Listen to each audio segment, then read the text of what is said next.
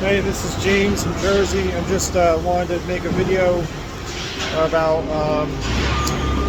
them loading some steel sheets on the back of the truck. I'll just show it to you guys.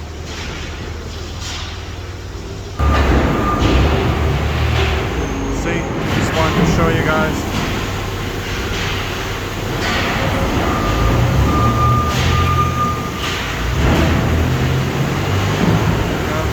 It comes down here. We're at some steel plant in Chicago. I don't know what these are used for.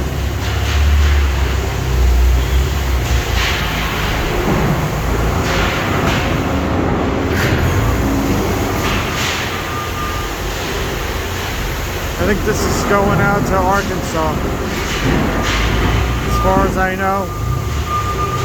So just wanted to show you that, the back of the truck here.